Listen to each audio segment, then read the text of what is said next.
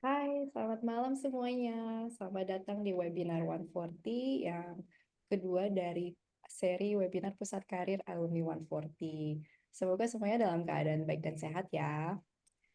Sebelum kita mulai acara webinar hari ini tentang cerdas mengatur keuangan, sukses menjadi wirausaha, ada beberapa aturan yang perlu kita bisa sepakati bersama ya. Jadi pertama, mohon untuk tutup mikrofon apabila tidak ada yang berbicara. Selamat malam juga. Untuk yang kedua, mohon untuk angkat tangan sebelum bertanya. Nanti kita ada sesi tanya jawab di bagian akhir. Kalian bisa raise hand dan juga perhatikan waktunya juga nanti untuk bertanya supaya narasumber juga bisa menjawab semua pertanyaan teman-teman. Selain itu, kalian juga bisa nulis langsung pertanyaannya di chat ya. Oke, ini agenda hari ini kita mulai dengan check-in, terus kita ada perkenalan narasumber, baru ada pemberian materi. Dan pas bagian akhir kita akan penutupan dan foto bersama ya. Oke, untuk pertanyaan check-in hari ini, pertanyaannya mudah sekali. Kalian mau buka usaha apa? Coba yuk tulis di kolom komentar Zoom, apa saja sih usaha-usaha yang didambakan atau yang diinginkan teman-teman semua malam ini.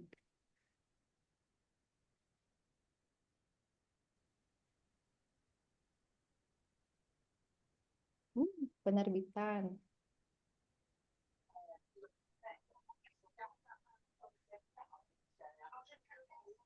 Ingin buka distro. Distro itu apa ya? Oh, bistro kali ya? Oh, toko baju. Oke.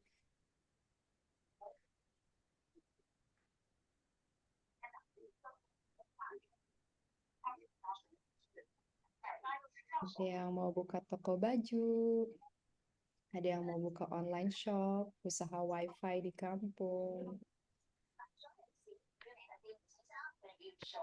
mau dagang dan umroh haji, jualan kopi atau cake, toko sembako, toko pertanian, jual beli online, brand clothing, jaringan internet. Ayo, masih ada waktu semuanya. Jangan malu-malu, biar kita juga ada bayangan nih. Home industry.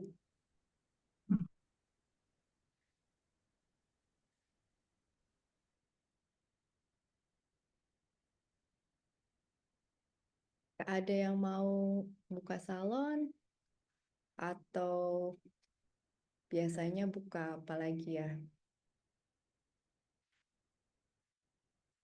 Mau baju sudah ada.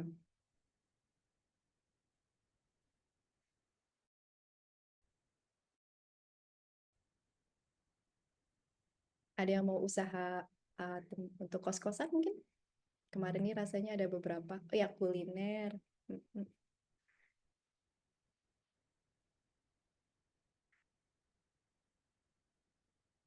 Ini yang tadi jawab jual beli online tuh mau jual beli apa? Peternakan ikan. Baik, baik. Lumayan nih ada macam-macam ekspedisi. Yang baru datang mohon di mute ya videonya. Oke, terima kasih semuanya. Nanti kita bahas ya. Kalau misalnya mau ada ide lagi terus aja nggak apa-apa buat catatan kami juga. Oke, untuk malam hari ini narasumber kami adalah Mas Wawan. Nama lengkapnya Muhammad Sofwan Hadi. Uh, Beliau bekerja sebagai program officer sekarang di Yogyakarta di yayasan yang bernama Invest. Jadi Invest itu adalah lembaga nirlaba yang bekerja secara swadaya untuk meningkatkan kualitas masyarakat Indonesia. Nah, kenapa 140 minta Mas Wawan untuk sharing malam hari ini? Soalnya 140 kan ada di Taiwan, sedangkan Invest ini ada di Indonesia dan mereka kerja di Jawa Timur. Dan Invest ini sudah lama bekerja dengan buruh migran di Indonesia dengan anggota keluarga dan juga dengan pekerjaan migran, sehingga Mas Wawan ini sudah banyak pengalaman dengan bagaimana sih cara mengembangkan wirausaha di daerah Jawa Timur dan daerah pedesaan secara umum. Oke, kalau gitu saya langsung kasih ke Mas Wawan ya.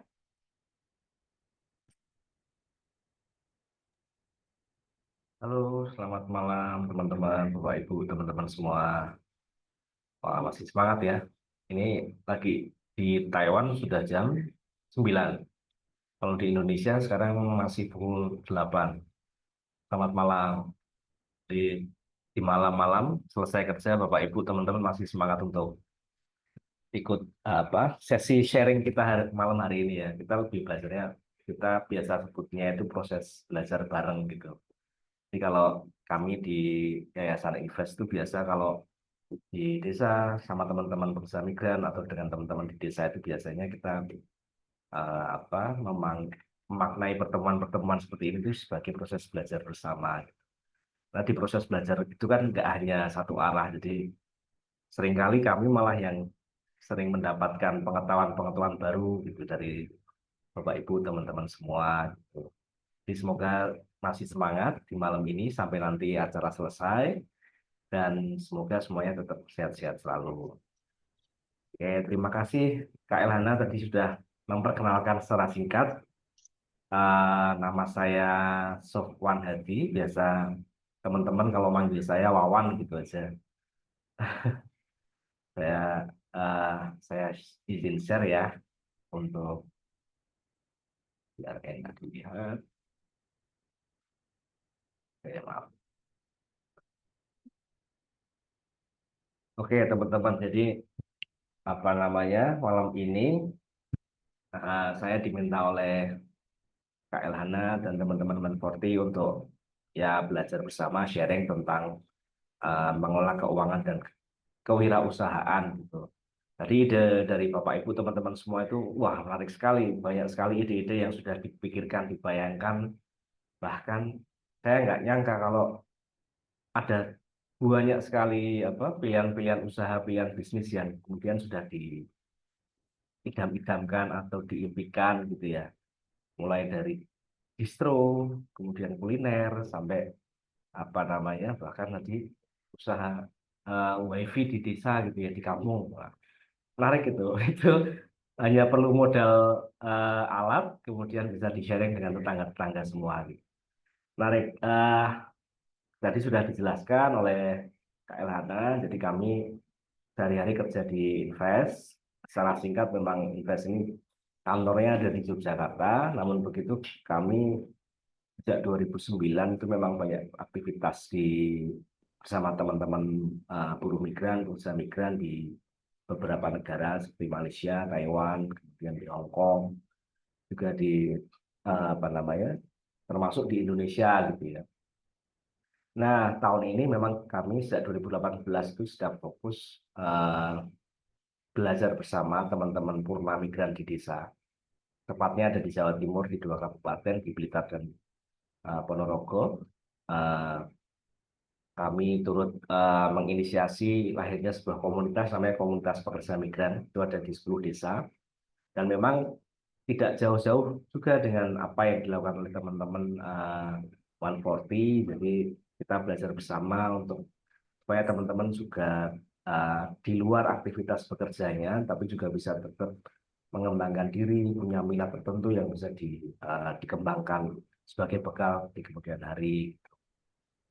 Nah, pendekatan kami, sekilas saja, pendekatan kami ada di tiga aspek ini, advokasi hukum kebijakan, sosial, dan ekonomi. Jadi memang termasuk komunitas yang ada di desa itu dia melakukan apa namanya mendampingi proses penanganan kasus, kemudian peningkatan kapasitas, pendidikan, pelatihan, kemudian inisiasi usaha ekonomi bersama atau inisiasi kelompok. Oke, Bapak Ibu, pertama kalau teman-teman semua secara awam, secara umum itu kan kalau yang namanya pekerja migran itu biasa dikenal sebagai pahlawan devisa. Gitu ya. Kenapa dikenal sebagai pahlawan devisa? Karena salah satunya yang paling terlihat atau yang paling mencolok dari sebuah dari eh, sebuah migrasi ketenagakerjaan atau teman-teman dulu kenanya PKI atau sekarang jadi istilahnya jadi pekerja migran Indonesia gitu PMI itu kan salah satunya remitansi. Nah, remitansi ini uang kiriman gitu Pak Ibu, uang kiriman dari tempat negara kita bekerja di luar negeri yang kita kirimkan ke keluarga kita di tanah air, di kampung, gitu ya. Itu memang jumlahnya tidak sedikit. Itulah kenapa pekerja migran itu biasa disebut sebagai pahlawan devisa karena perputaran sumbangsih pekerja migran terhadap pertumbuhan ekonomi itu besar sekali. Jadi di tahun 2000 terakhir kalau tidak salah di tahun 2022 gitu ya. Atau bahkan paling tertinggi itu di 2019.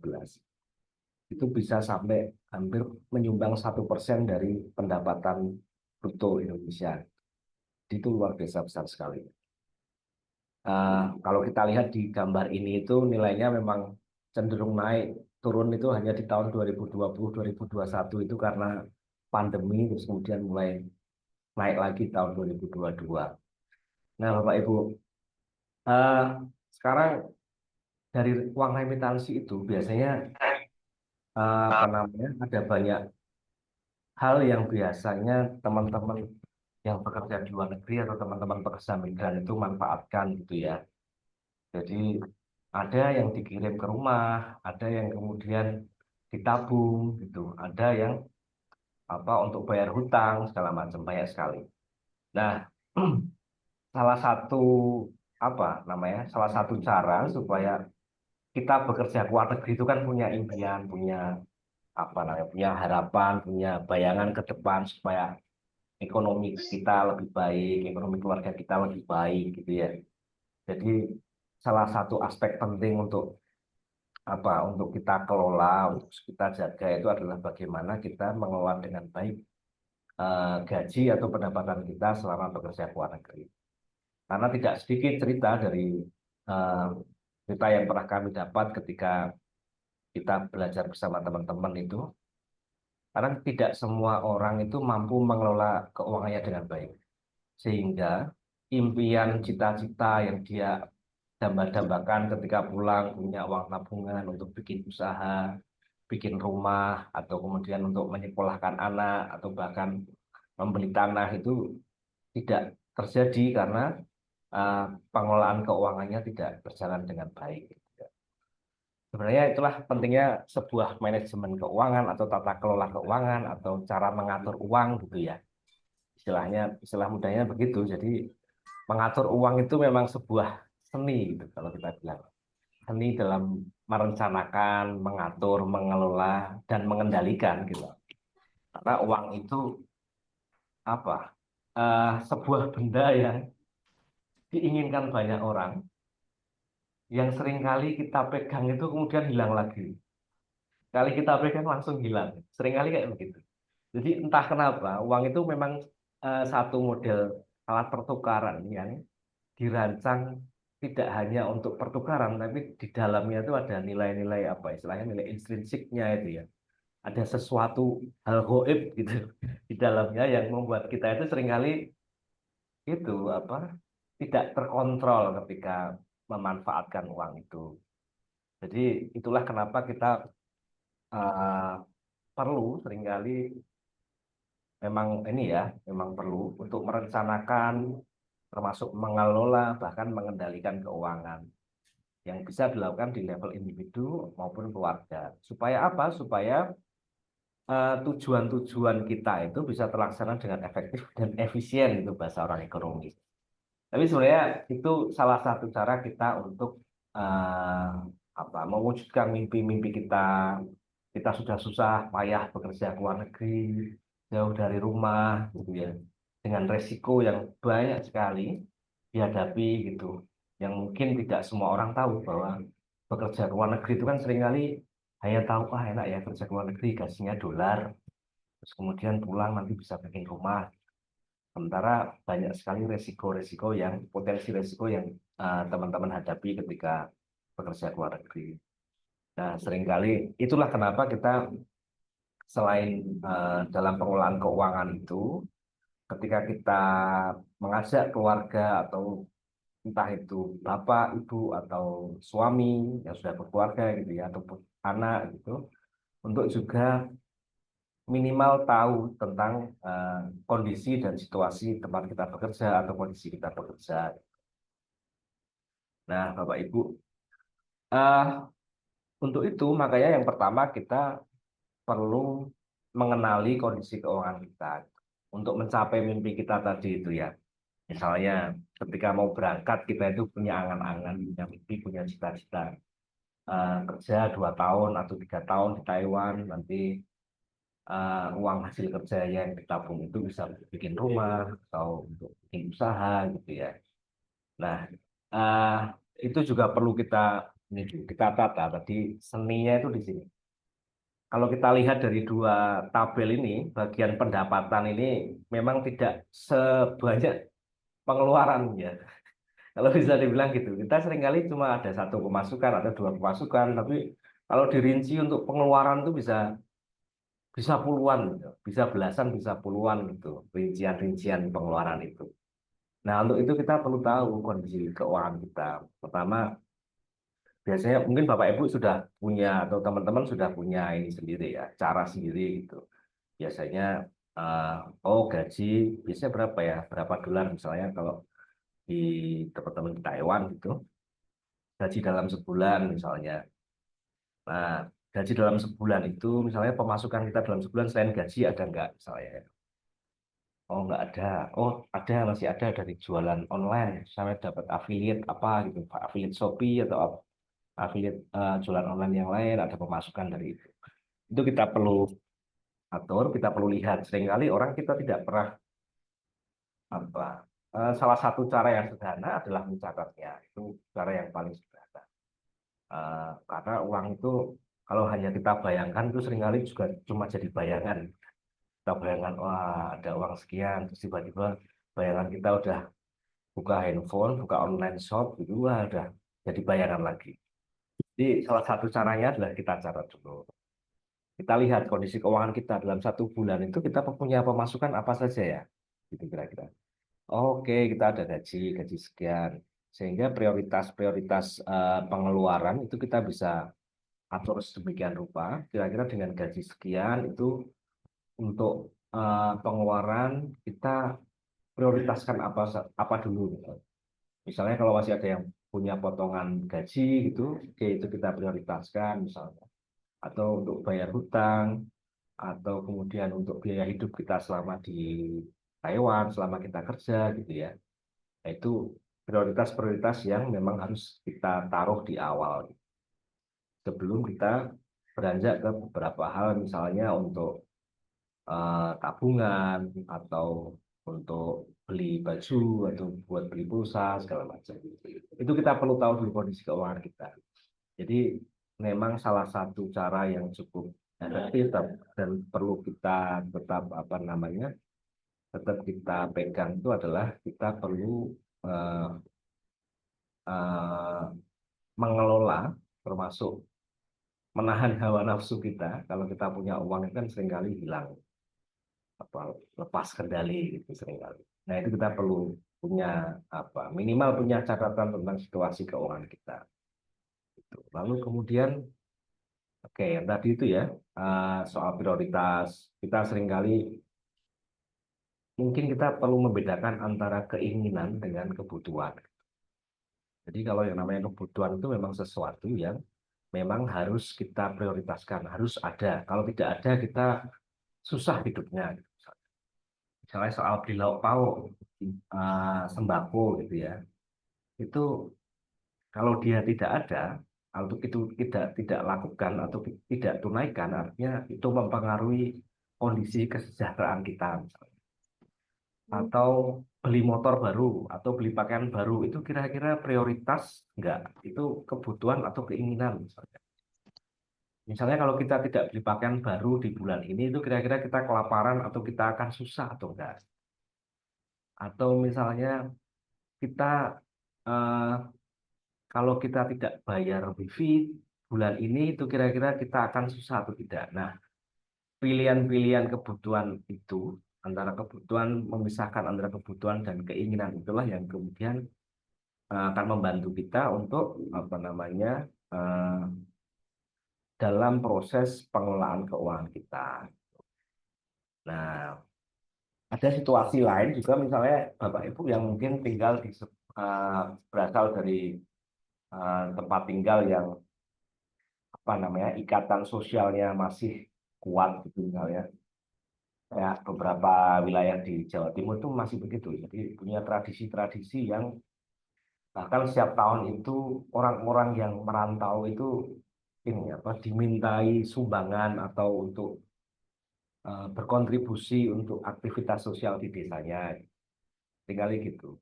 Nah, atau keluarga besarnya. Nah, yang perlu kita prioritaskan menurut saya adalah penuhi dulu kebutuhan-kebutuhan utama keluarga inti. Misalnya kita sudah berkeluarga gitu ya, kita punya 2 anak, kebutuhan itu dulu yang kita penuhi dari pendapatan yang kita punya. Sebelum misalnya ada saudara yang mau pinjam uang, atau ada tetangga yang mau pinjam uang, atau ada saudara yang butuh untuk membeli tanah atau segala macam itu ada di prioritas kesekian kira-kira begitu. Karena yang kita prioritaskan adalah untuk keluarga ini. Itu sebaiknya begitu. Lalu kemudian eh, sudah ini. Tadi ada pendapatan, ada pengeluaran. Kemudian ketika kita timbang, wah ternyata banyak pendapatannya. Ya sudah, hidup kita sejahtera itu.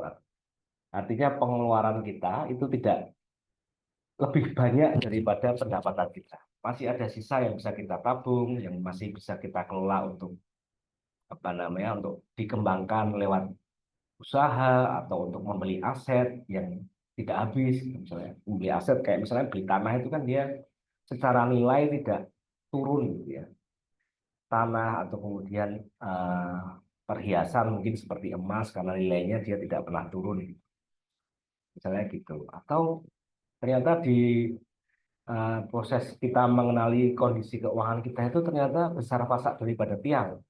Ternyata pengeluaran kita jauh lebih banyak daripada pemasukan kita. Itu artinya apa? Wah, terlalu banyak jajan, misalnya. Atau mungkin karena kebutuhan kita itu banyak, tetapi pemasukan kita itu sedikit, gitu. Nah, di kondisi-kondisi ini kita perlu berpikir, kita perlu apa? eh, Mengatur ulang cara kita dalam mengelola keuangan tadi itu, misalnya. Nah, biasanya pilihannya itu adalah dengan pertama dengan mengurangi pengeluarannya atau kemudian menambah pemasukannya. Jadi nggak terbalik ya, bukan terbalik menambah pengeluaran dan mengurangi pemasukan itu bukan.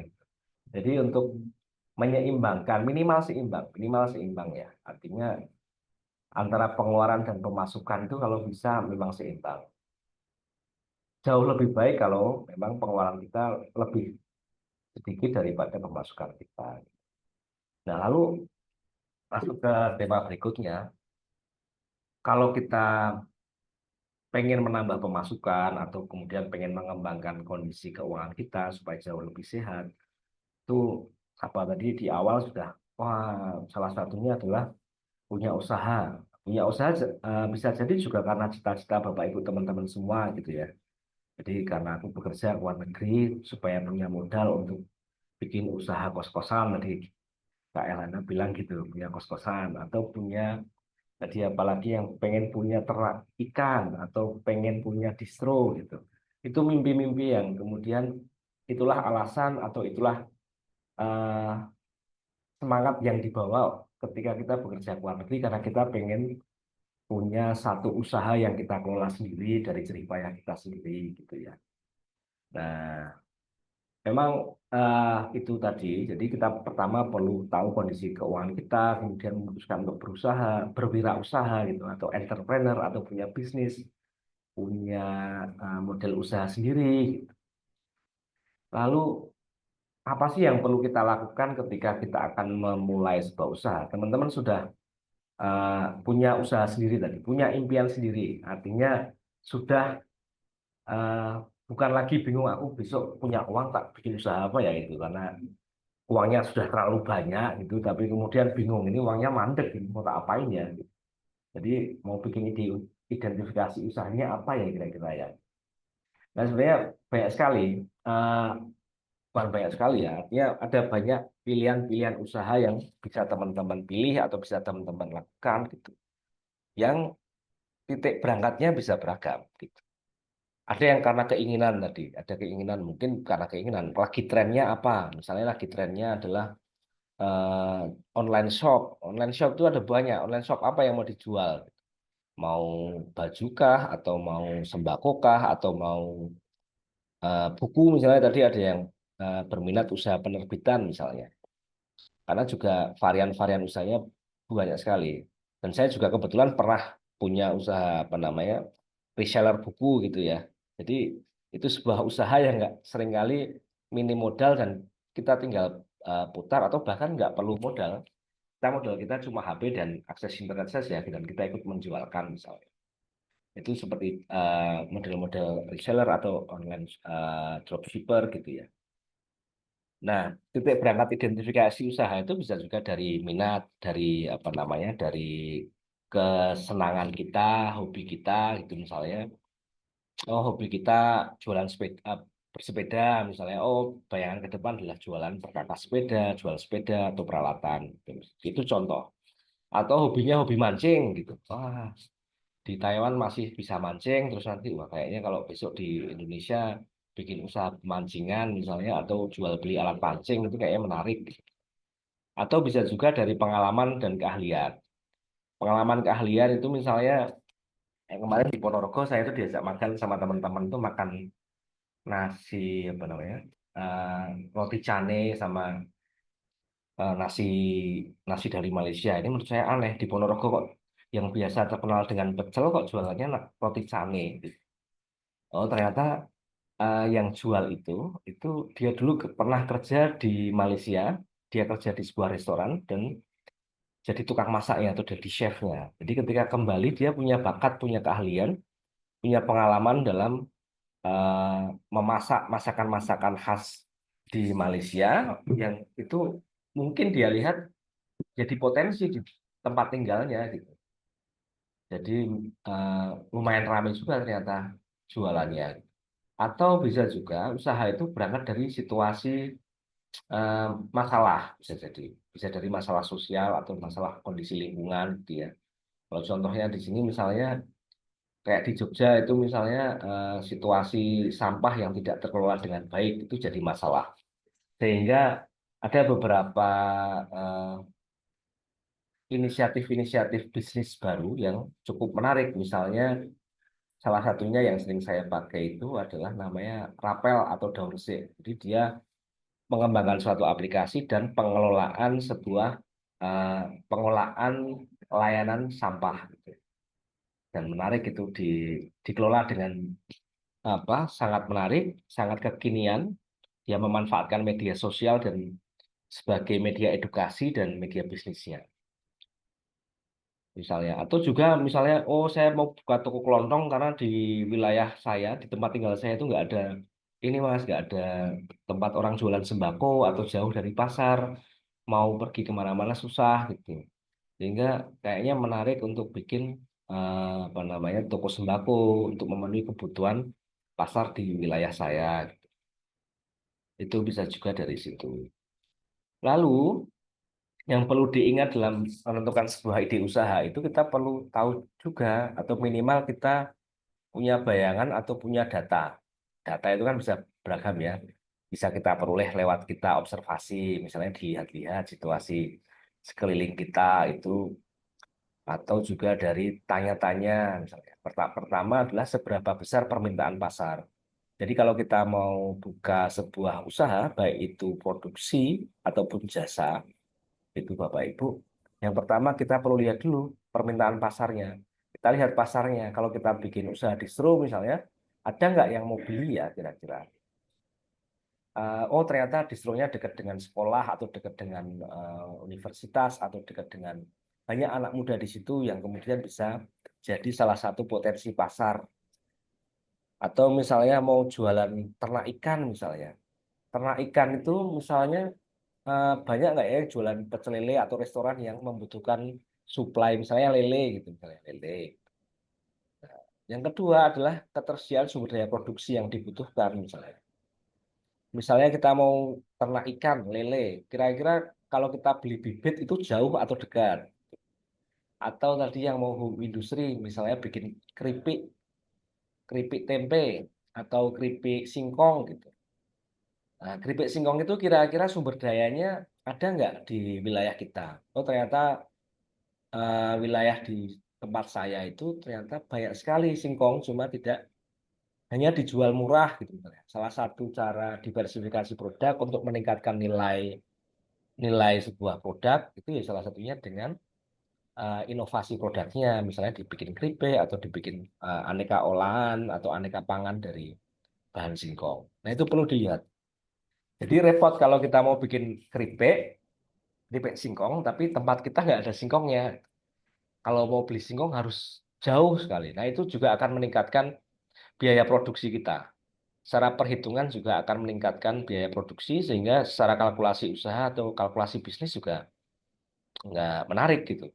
Kita akan lebih banyak pengeluaran untuk bahan baku, sementara profitnya juga tidak terlalu besar gitu misalnya.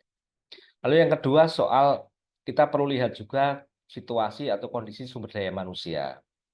Situasi kondisi sumber daya manusia itu misalnya begini, kita mau bikin misalnya usaha apa ini, toko peternakan ikan gitu misalnya. Dalam mengelola sebuah peternakan ikan itu kira-kira akan kita kelola sendiri atau kita juga akan mempekerjakan orang misalnya. Dalam skala kecil mungkin masih bisa kita kelola sendiri, tapi dalam skala besar kita juga tetap akan membutuhkan eh, dukungan tenaga kerja atau bantuan dari sumber daya manusia tertentu. Atau juga misalnya distro atau lagi penerbitan gitu. Kita juga perlu lihat juga di penerbitan itu misalnya eh, ini menarik ya untuk membedakan penerbitan atau percetakan gitu. Kalau penerbitan itu dia yang mengelola dari proses barang itu belum ada, kemudian merancangnya sampai jadi sebuah produk bisa buku atau bisa apapun ya. Kalau percetakan hanya nyetak saja. Nah, itu kita perlu lihat juga kira-kira kalau mau bikin penerbitan itu kira-kira sumber daya manusianya ada nggak? Yang jadi penulisnya, kemudian yang jadi editornya, kemudian ada yang apa namanya, yang desainnya itu kira-kira ada atau tidak. Nah, yang terakhir, seberapa besar keyakinan Anda semua? Kalau kita nggak yakin itu ya nggak usah dipaksa. Tapi kalau kita memang benar yakin, dengan pembacaan tadi itu, situasi pasarnya besar, potensi sumber daya produksinya ada, lalu kemudian secara sumber daya manusia cukup dan mumpuni itu menambah keyakinan. Lalu kemudian, nah itu salah satu cara yang bisa eh, biasa kami gunakan untuk Bapak Ibu teman-teman juga bisa pakai misalnya dengan model kanvas ini. Eh, paling tidak ada 9 apa namanya kriteria atau item gitu ya. Misalnya untuk kita punya beberapa pilihan ide usaha gitu. Terus kemudian kira-kira mau pilih yang mana ya? Dari misalnya kita punya 3 ide, terus kemudian kita bingung. Semuanya kita yakin akan berhasil gitu. Nah, coba kita urai satu persatu misalnya target pasarnya seperti apa. Yang pertama tadi itu target pasar, sumber daya manusia, kemudian kegiatan utama itu adalah misalnya jual beli sembako atau produksi keripik atau jual kaos atau bikin brand clothing. Nah, itu misalnya kegiatan utamanya. Lalu kemudian bisa juga kita urai kegiatan utama itu dia akan mempengaruhi struktur biaya misalnya.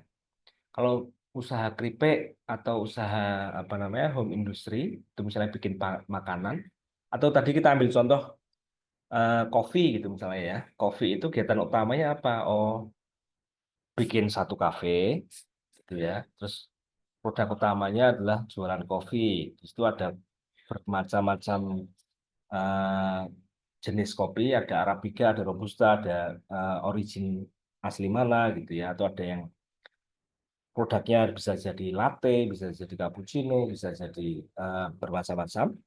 Terus kemudian struktur biaya itu bisa kita turunkan eh, dari kegiatan utama tadi, misalnya kafe tadi itu ya. Struktur biayanya apa? Pertama adalah struktur biaya sewa tempat, lalu kemudian pembelian bahan baku, kemudian tenaga kerja, misalnya kita mempekerjakan orang, misalnya listrik dan segala macam ya, termasuk apa namanya, beli peralatan dan segala macam.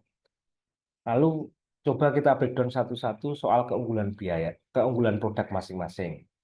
Misalnya kalau mau bikin apa namanya, lele itu, misalnya lele, peternakan lele, keunggulan produknya apa lele itu? Oh, lele ini lele produksi saya itu proteinnya tinggi, rendah, em, tidak diasupi oleh makanan-makanan kimia, gitu. Sehingga produk lele organik, misalnya gitu. Nah, itu jadi salah satu keunggulan produknya. Lalu saluran, saluran itu kita mau jual lewat apa? Apakah kita lewat online atau lewat offline, gitu misalnya. Lalu hubungan dengan konsumen, misalnya adalah hubungan dengan konsumen itu, misalnya hal-hal apa saja yang bisa kita lakukan untuk menjalin hubungan baik dengan konsumen atau calon konsumen kita, misalnya dengan bikin channel sehingga kita bisa menjelaskan produk kita, atau lewat WhatsApp itu untuk mengupdate harga terbaru, misalnya sembako. Kalau sembako hari ini harga minyak goreng merek minyak kita harganya sekian. Itu salah satu cara untuk kita membangun hubungan dengan konsumen. Misalnya atau juga dengan cuma say hello gitu ya, tanya kabar. Itu juga bisa jadi salah satu cara.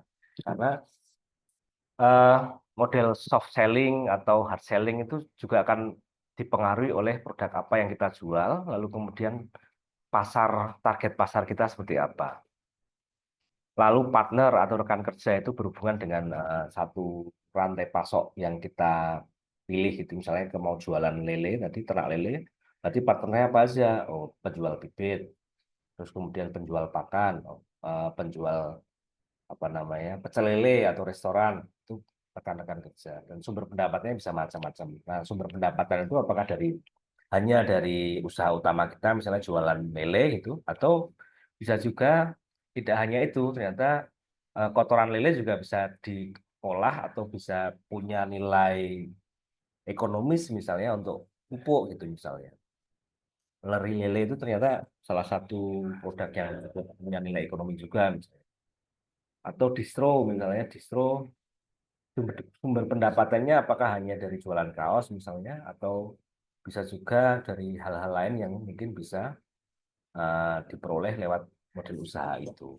Itu salah satu cara kita untuk misalnya bingung dari tiga pilihan itu, atau misalnya satu pun kita perlu bikin simulasi seperti ini supaya kita dalam proses pengelolaan usaha itu punya bayangan paling nggak. Lalu setelah kita lakukan yang pertama ya tentu saja survei pasar, Bapak Ibu teman-teman. Survei pasar itu ya pertama dari tadi kita identifikasi pasarnya. Identifikasi pasar itu kita juga bisa membayangkan produk kita itu kira-kira pasarnya seperti apa. Misalnya kalau distro, distro itu kita membayangkan bikin personifikasi gitu ya, bikin sosok calon pasar kita itu laki-laki perempuan usia 15 sampai 25 tahun, terus kemudian eh, apa namanya, penghasilannya sekian-sekian, itu sebagai bayangan untuk mengidentifikasi pasar kita. Biar tidak keliru, kita mau misalnya identifikasi pasarnya adalah anak muda usia belasan sampai 20-an awal yang apa misalnya punya Instagram dan biasa nongkrong di kafe, tapi kita jualan kaosnya di pasar tradisional misalnya, itu kan nggak ketemu.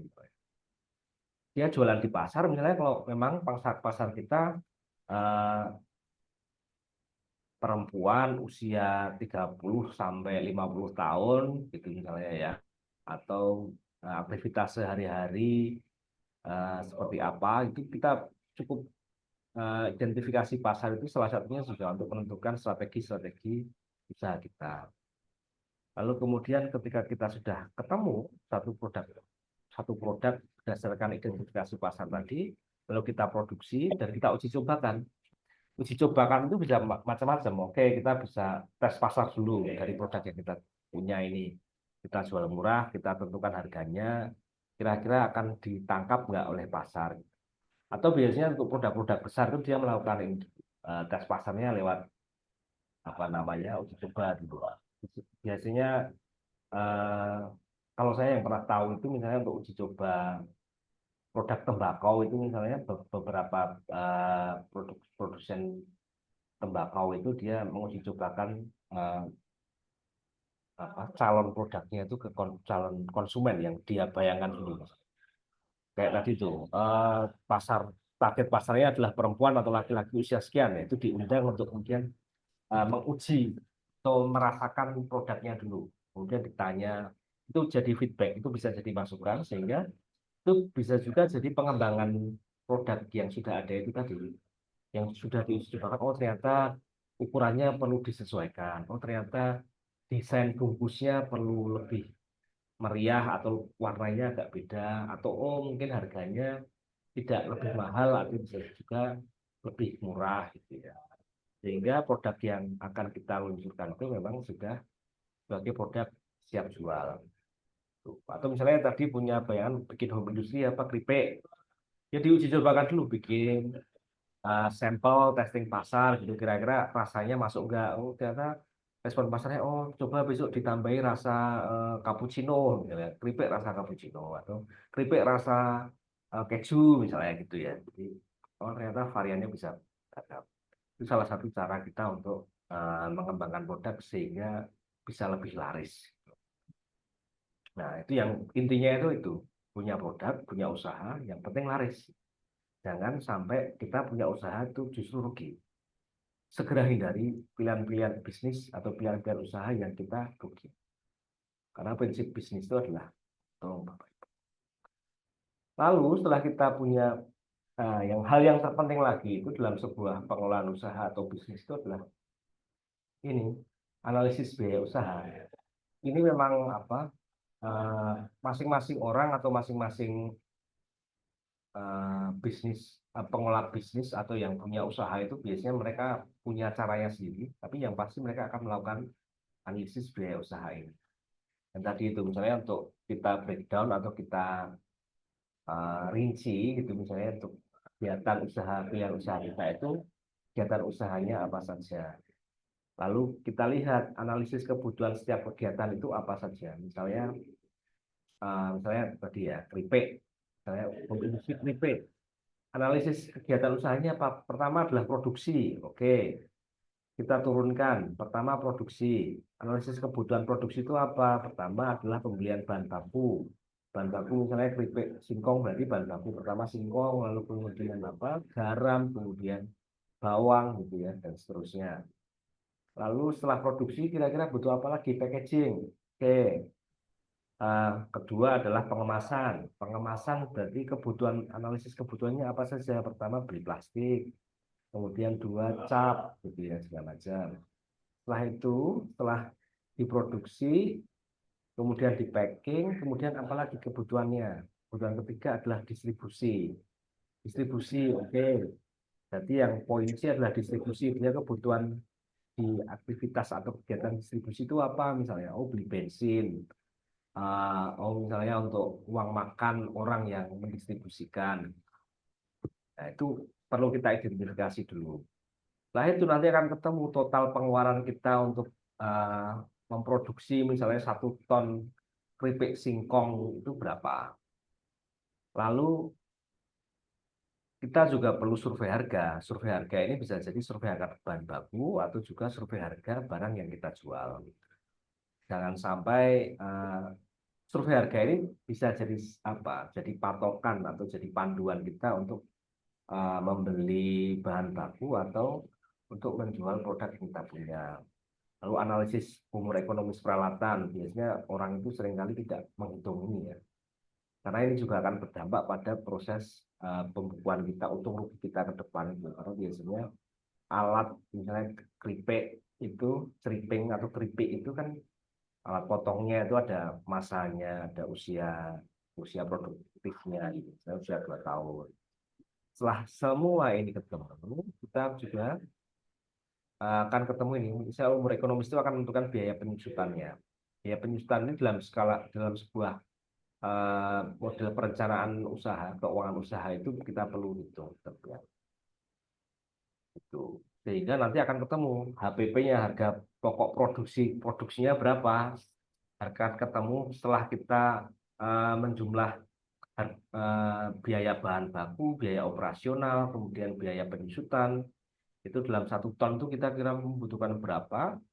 Terus kemudian kita bisa menentukan harga pokoknya berapa. Harga pokok itu dari bahan baku, operasional, dan eh, sumber daya manusia atau untuk biaya termasuk biaya orang yang kerja dengan kita, termasuk biaya penjualan.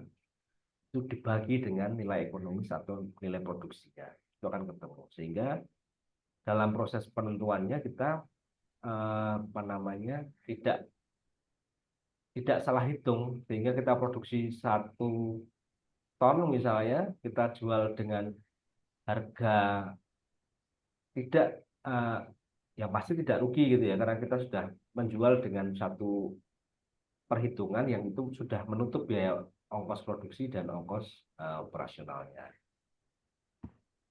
Lalu yang terpenting lagi adalah Bapak Ibu, dalam sebuah usaha itu kita perlu selalu mencatat keuangan usaha kita. Jadi ini yang penting ya. Pertama adalah pisahkan uang usaha dengan uang pribadi. Jadi kalau kita punya usaha itu misalnya dari uang pribadi kita alokasikan untuk usaha misalnya sekian puluh juta atau sekian juta gitu ya. Ya sudah, itu sebagai keuangan usahanya. Jangan pernah mencampur adukan antara uang usaha dengan uang pribadi. Banyak pengalaman kalau mencampur adukan itu udah bingung nanti. Yang jadi masalah orang jualan itu di rumah itu seringkali anaknya minta bu, minta uang buat jajan. Oh ya, tunggu. Diambilkan dari, karena nggak pegang uang, sehingga diambilkan dari uang jualan di toko gitu misalnya. Terus nanti ketika pembukuan, kok bingung, kok ternyata uangnya kok nggak ada. Nah, seringkali kita banyak pengalaman tuh begitu. Uangnya habis, kayaknya jualannya laris, tapi kok uangnya nggak ada. Karena dia tidak memisahkan antara uang usahanya dengan uang pribadinya. Lalu yang pasti itu adalah selalu catat setiap pemasukan dan pengeluaran. Ini perlu dilakukan karena itu tadi itu kayak misalnya kita eh, dapat pesanan gitu, terus sudah dibayar, itu selalu kita catat, perlu kita catat pengeluaran dan pemasukan karena itu cukup menentukan nanti ketika kita melakukan perhitungan untung rugi itu kita perlu catatan-catatan itu ya. Misalnya hal terkecil, misalnya beli plastik itu tetap untuk produksi 1 ton gitu, ya kalau mau beli plastik itu kan tetap kita catat sebagai pengeluaran.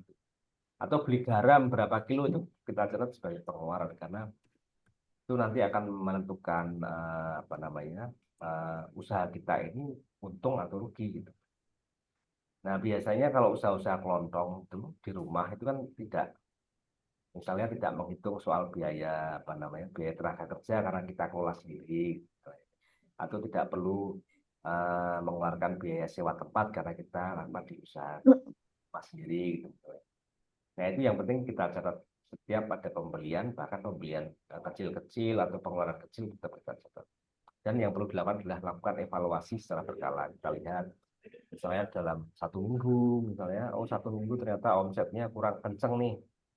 Eh, oh ternyata pengeluarannya lebih besar daripada pemasukannya nih. Nah, itu perlu kita lihat secara berkala supaya apa? Supaya kita eh, tidak nunggu habis dulu baru kita evaluasi.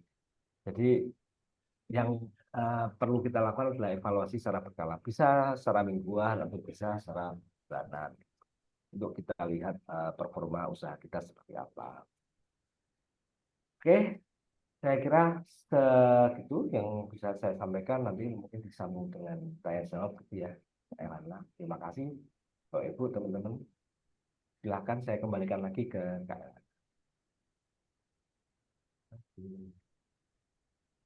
Terima kasih banyak Mas Wawan, itu jelas sekali ya tadi penjelasannya. Oke, kalau begitu sekarang kita buka forumnya untuk teman-teman yang mau bertanya ya. Saya lihat udah ada beberapa pertanyaan sih di sini atau komentar. Em, tapi kalau ada yang mau bertanya langsung, angkat tangan saja ya supaya bisa langsung tanya jawab.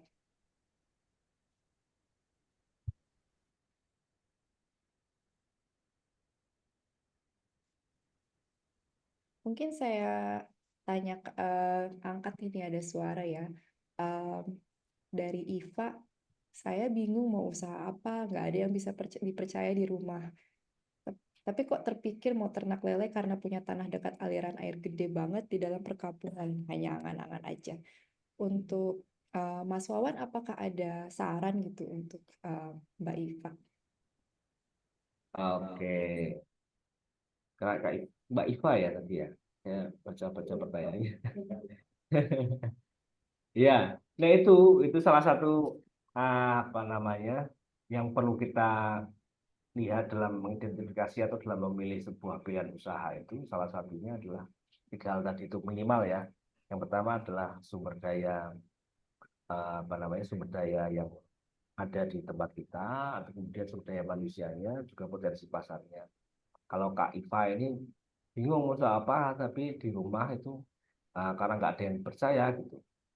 Bisa jadi karena kita belum ketemu saja, belum ketemu, kita belum apa namanya, belum diskusi, belum ngobrol, jadi kita belum percaya itu karena kita belum tahu potensi sumber daya manusia yang bisa kita ajak untuk bisnis bersama ini gitu. Tapi di rumah ada aliran gede banget dalam perkampungan, hanya angan saja. Kita perlu lihat juga, oh ini ada potensi air yang melimpah gitu. Tapi kayaknya menarik kalau dikembangkan dalam untuk usaha perikanan misalnya ya. Atau mau dibikin apa usaha apalagi kalau air ya perikanan. Kemudian mau bikin tempat wisata gitu misalnya kayak di Klaten itu ada sebuah tempat karena memang banyak mata air gitu sehingga dikelola untuk wisata air gitu. Selain usaha perikanan ya. Itu bisa bisa bermacam-macam. Nah, itu yang kita perlu lihat dulu potensi-potensi itu dan dalam sebuah usaha memang kita tidak harus untuk buru-buru karena yang kita perlu memilih, kira-kira mempertimbangkan dari berbagai aspek tadi itu, dari aspek potensi pasarnya, potensi sumber daya produksi atau potensi sumber daya manusianya, itu perlu kita uh, lihat dulu, analisis dulu, bahasa kerennya analisis gitu. Tapi ya itu perlu perlu kita lihat dulu. Itu ada lagi nggak? Iya. Ada lagi contohnya dari Mbak Ati, bagaimana cara mengatasi pembukuan keuangannya, bagaimana ya biar bisa disiplin? Ya. Disiplin. Biar bisa disiplin ya, ya mendisiplinkan diri. Karena itu uh, minimal kita punya buku catatan, gitu ya. Kita punya kertas, minimal kita punya kertas, kita punya ballpoint, dan memang itu sesuatu yang perlu kita disiplinkan. Artinya, atau kalau memang kita punya kemampuan, misalnya kita ada Ya. banyak aplikasi sistem informasi yang bisa membantu kita dalam proses pencatatan keuangan, pencatatan transaksi, atau juga dalam bahkan dalam sampai pada pelaporan keuangan itu ada banyak aplikasi yang mungkin bisa teman-teman pilih gitu. Kalau belum punya kemampuan dalam mengakses aplikasi atau kemudian sistem informasi kasir misalnya, ya paling paling benar adalah perlu kita mendisiplinkan diri kita ya, dengan catatan. Paling tidak kita sediakan buku kecil di misalnya di toko kita gitu ya, punya buku kecil, punya ballpoint kita sediakan. Jadi setiap kali transaksi itu kita catat. Bahkan di toko dekat kantor itu ada namanya di Indonesia itu sedang trennya toko Madura.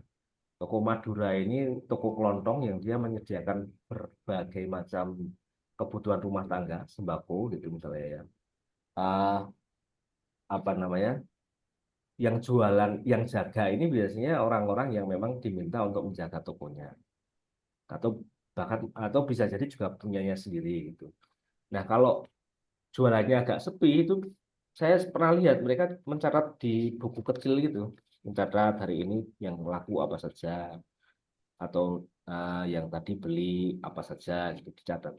Memang itu apa sesuatu yang sepele tapi itu cukup krusial gitu ya. Artinya mencatat itu perlu.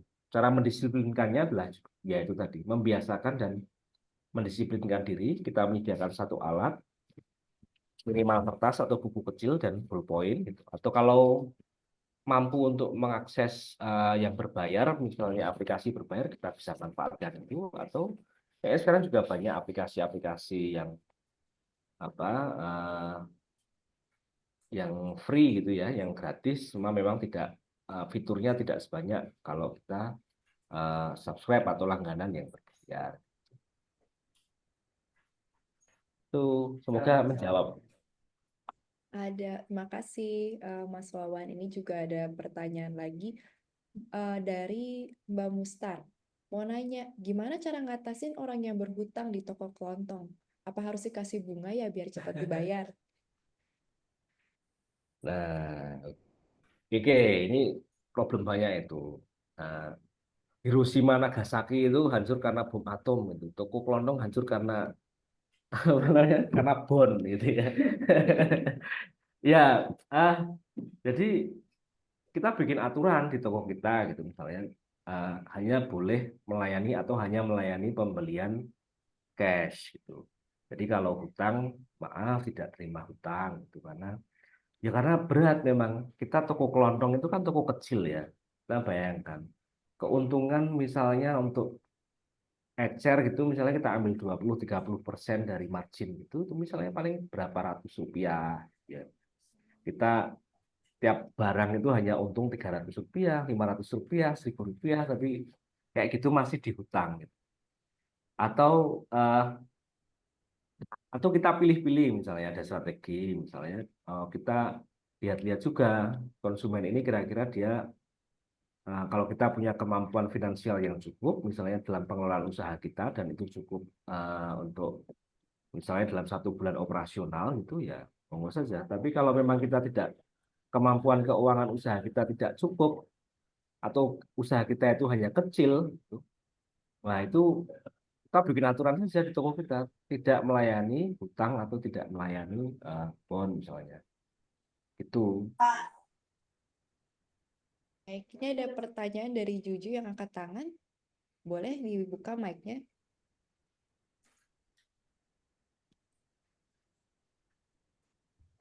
Halo, selamat malam dengan Pak Sofyan. Kalau boleh tahu, Pak Sofyan asalnya dari mana? saya dari Klaten Bu Juju atau Kak Juju. Oh, Klaten. Saya kan ini punya peternak kambing kan ya. Suami saya ternak kambing di desa. Itu selalu dicatat. Maksudnya kalau beli kambing itu tanggal berapa dicatat, tanggal kawinnya dicatat, tanggal melahirkannya itu selalu dicatat, pembukuannya itu pasti ada. Cuman ya, cuman itu kayak uangnya itu nggak pernah kumpul dalam usaha ternak kambing itu apa uangnya itu nggak pernah kumpul, kadang hilang diambil orang, kadang itu susah sekali buat, padahal kalau ternak kambing itu untungnya kan udah jelas banget kan, apalagi saya kapasitas sampai 47 kambing kan kandangnya itu.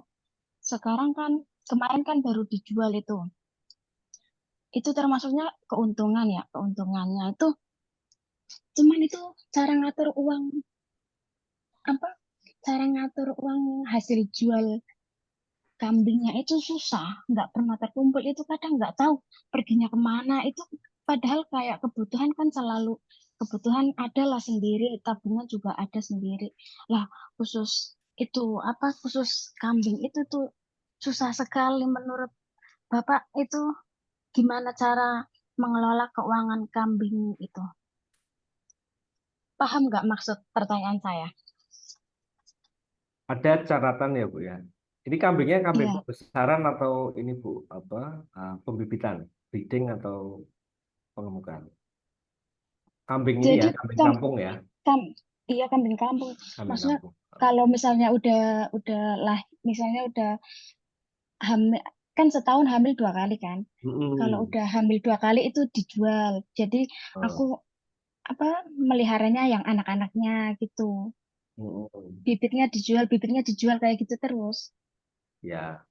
Nah, itu perlu kita lihat juga tadi Bu, pencatatannya itu biasanya kita lihat juga dia perlu dipisahkan ini. misalnya usaha itu ya, kita punya dompet sendiri nih untuk usaha kita. Jadi Iya, bisa jadi seringkali hilangnya itu karena kita, oh nanti beli kopi ambil dari uang beli kambingnya tadi.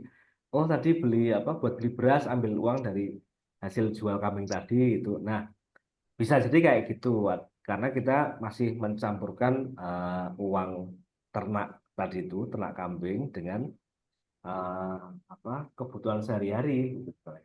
Nah, kita juga perlu lihat juga kalau misalnya kambing dalam 1 tahun dia 2 kali, gitu ya, 2 kali eh, melahirkan atau eh, terus kemudian dirawat selama berapa bulan atau berapa tahun, kemudian bisa dijual lagi. Nah, itu kita juga perlu mencatatnya dalam selama budidaya kambing itu atau selama pembesaran kambing itu kebutuhan-kebutuhan apa saja operasional yang dikeluarkan. Misalnya beli, misalnya ya kalau pembesaran itu iya, beli kambing anakan itu harga berapa misalnya 500, satu harga 700, satu juta misalnya. Selama iya. 5 bulan kita apa namanya 5 bulan kita bisa dapat harga dua misalnya 2,5. Jadi beli 1 juta, kemudian dapat untung kan 1,5 tuh. Nah, 1,5 Iya. keuntungan itu misalnya kalau kita kurangi misalnya untuk operasional, bayar orang, terus kemudian untuk apa namanya untuk cari rumput, kemudian beli apa beli obat-obatan Kalau setelah dia sakit gitu misalnya. Jadi iya sih. perlu perlu dicatat juga artinya satu.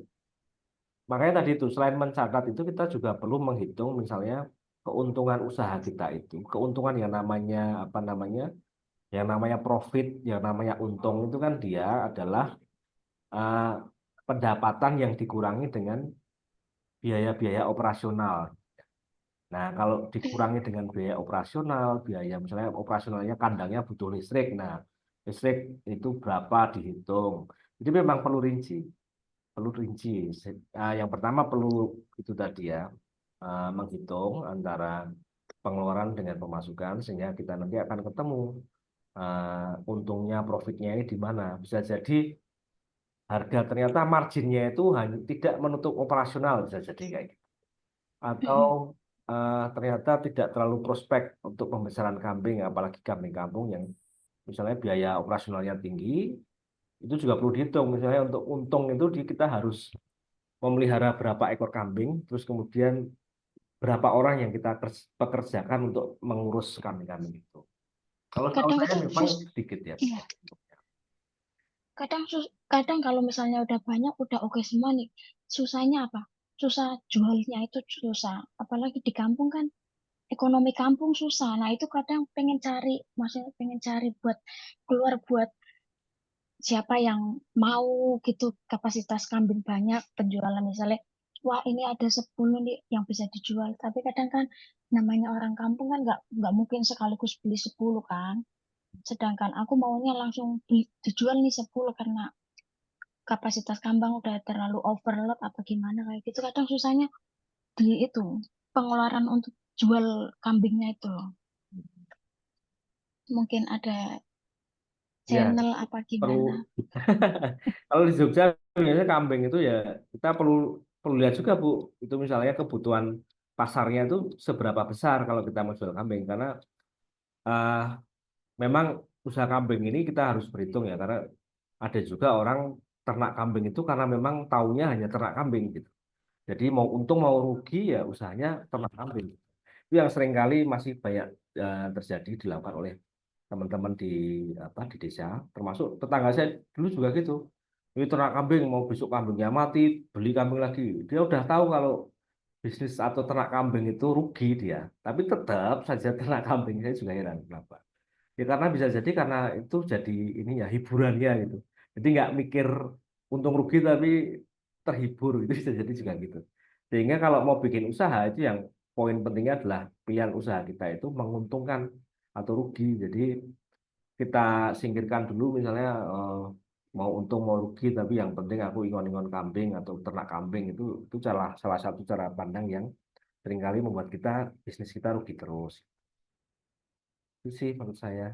Jadi yang penting tetap dihitung lebih, dilihat, kemudian dilihat pasarnya. Kalau memang pasar kambingnya tidak terlalu besar, tidak perlu dipaksa untuk memelihara kambing. Kalau misalnya melihara kambing itu sebagai kelangenan atau sebagai sebuah aktivitas yang untuk mengisi kesibukan atau biar senang, ya ya untuk itu aja, nggak perlu banyak-banyak, cukup satu yang penting sebagai peliharaan bukan sebagai bisnis, saya kira begitu. Jadi juga membutuhkan risiko juga. Ya, makasih Mas Wawan. Ini sudah lewat waktunya, jadi teman-teman kalau misalnya sudah harus pergi, tolong isi surveinya dulu ya. Sudah aku taruh di chat. Nanti akan dapat sertifikat partisipasinya kalau sudah mengisi survei kepuasan. Tapi karena ada banyak pertanyaan, kita lanjut. Mungkin sampai lewat 10 menit tidak apa-apa, Mas? Nggak apa-apa. Oh, Oke, baik. Jadi tadi saya lihat juga ada pertanyaan dari maaf kelewat di bagian atas dari Mbak Aisyah. Kak mau nanya bagaimana cara mengatasi kendala dalam membuka usaha seperti usaha toko pertanian yang kebanyakan petani yang bayarnya menunggu masa panen. Oke, ini juga salah satu. Nah, ini dalam punya usaha kita perlu memperhitungkan risiko tadi yang kelewat itu ya. Kita perlu tahu risiko-risiko setiap pilihan-pilihan usaha kita. Misalnya kalau tadi pelihara kambing itu risikonya adalah kambingnya mati atau sakit sehingga harga jualnya rendah. Nah, kita perlu mempertimbangkan risiko itu, termasuk jualan jualan satu kebutuhan pertanian yang kemampuan bayarnya itu setelah panen. Biasanya masyarakat pedesaan, masyarakat tani itu kan istilahnya hutang dulu untuk asupan pertanian sehingga eh, dibayarnya nanti kalau sudah panen gitu. Cuma kan itu juga berisiko ya. Saya itu kita perlu memasukkan itu sebagai resiko bisnis kita. Kalau misalnya kita punya usaha kemudian tunda bayar gitu misalnya, resikonya apa? Apakah kalau itu nilainya besar, tapi mending itu dihindari. Artinya kalau semuanya cara misalnya di satu masyarakat tertentu model bisnisnya seperti itu. Nah, sebenarnya itu yang paling paham adalah pebisnis yang ada di wilayah itu. Misalnya dia punya kepercayaan. Oke, nggak apa-apa diambil itu cara model gitu. Tapi kalau resikonya terlalu besar, sebaiknya dihindari. Saya kira tetap pada prinsipnya adalah dalam strategi usaha kita, kalau kita bukan pebisnis yang punya besar modal gitu, apalagi untuk usaha kecil, hindarilah pilihan-pilihan cara berbisnis yang resikonya terlalu besar, apalagi resiko yang terlalu akan kita tanggung. Itu sih menurut saya. Jadi dalam sebuah bisnis itu kita harus ini juga harus lebih taktis. Misalnya nggak boleh hutang tadi itu misalnya, atau dihutang tapi bayarnya nanti ya kalau udah panen. Kalau kemampuan finansial kita cukup, kemampuan finansial kita itu cukup dari perhitungan misalnya harga jual kita itu misalnya cukup untuk dalam operasional berapa bulan gitu misalnya, dengan kita perlu berhitung juga, kita hitung dulu berapa kalau mau beli berapa dulu, atau misalnya bayarnya setelah panen. Eh, Misalnya kita punya perhitungan resiko ya, punya analisis resiko mitigasinya, cara ya boleh tapi ambilnya sedikit saja gitu. Itu yang tidak terlalu membebani beban keuangan usaha kita, sehingga kita nggak bingung nanti semuanya dihutang di bulan berikutnya, kita bingung mau supply barang baru karena kita nggak ada uang gitu. Itu sih menurut saya kita perlu lebih taktis dalam bisnis.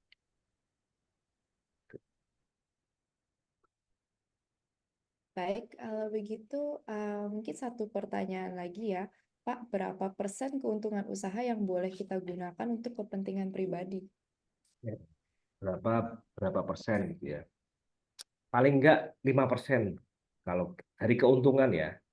Dari keuntungan artinya misalnya pendapatan kita bulan ini itu adalah, atau mau dibikin misalnya bulanan gitu. Pendapatan kita bulan ini misalnya omsetnya adalah 50 juta gitu. 50 juta.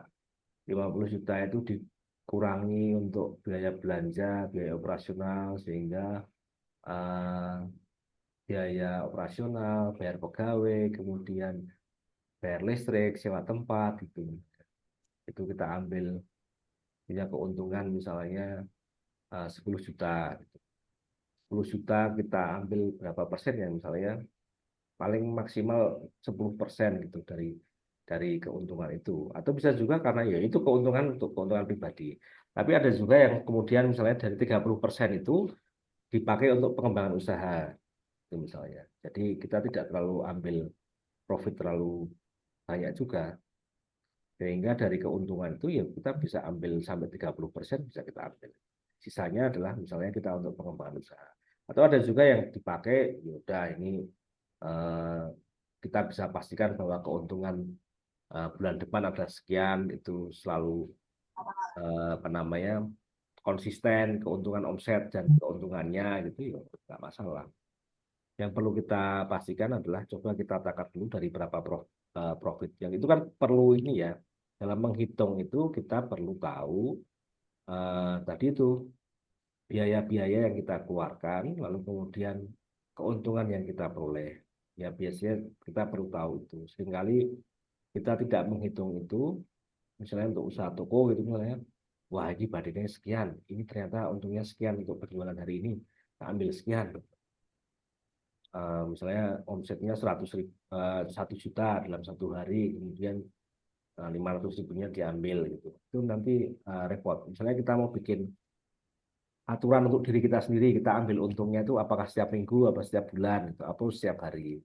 Paling enggak ada yang kita sisihkan untuk pengembangan usaha dari profit, atau yang kita sisihkan misalnya oke diambil semua nggak apa-apa. Kalau dari harga jual itu paling enggak untuk bisa dapat omset margin itu ya, misalnya untuk toko kelontong itu kita ambil margin paling enggak 15-30%. Itu kan ya 10%-nya untuk operasional, 10%-nya lagi bisa jadi untuk margin profit pribadi gitu ya. Tapi lebih baik itu diakumulasi dulu di akhir, sehingga kita akan tahu berapa keuntungan kita. Saya kira gitu. Baik, terima kasih Mas Wawan. Kalau misalnya masih ada pertanyaan, nanti bisa ikut grup WhatsApp-nya ya. Jadi kalau setelah mengisi survei kepuasan, nanti kalian bisa masuk juga ke grup WhatsApp, yaitu Klub Wirausaha. Dan kalau ada pertanyaan lagi ke narasumber juga bisa taruh di situ ya, teman-teman. Oke, kita akan mengakhiri acara, tapi sebelum itu teman-teman tolong buka kameranya ya kalau misalnya mau, tidak apa-apa, tapi lebih seru aja. Kita mau foto bareng nih, karena ya untuk dokumentasi. Sebentar ya, saya. Hmm.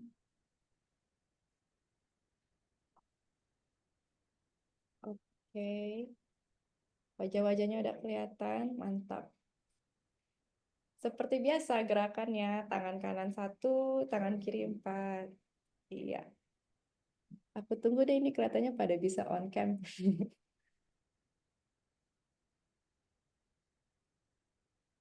Halo semuanya, kenal wajah-wajahnya juga. Oke, 1, 2, 3. Oke, sekali lagi. 1, 2, 3. Terakhir, 1, 2, 3. Oke, terima kasih semuanya. Jangan lupa untuk isi survei kepuasan ya. Itu linknya sudah saya taruh di chat. Dan kalau ada pertanyaan juga boleh taruh di situ. Makasih banyak ya Mas Wawan udah mau jadi narasumber malam hari ini. Kita juga banyak pembelajarannya. Untuk webinar selanjutnya kita ada di tanggal di minggu kedua bulan Februari, hari Kamis malam ya. Nanti juga akan ada announcement di WhatsApp dan di Facebook. Topiknya adalah usaha mengelola sampah. Ini kisah dari alumni kita nih yang sudah berhasil mengelola Pampers, dan juga kita mengundang organisasi lain juga yang memang membantu komunitas untuk mengelola sampah. Begitu. Baik teman-teman, terima kasih ya sudah datang malam hari ini. Sampai nanti. Cai Chen. Terima kasih ya, Kak. Kasih. Terima kasih, Kakak. Sama. Terima kasih, Kakak.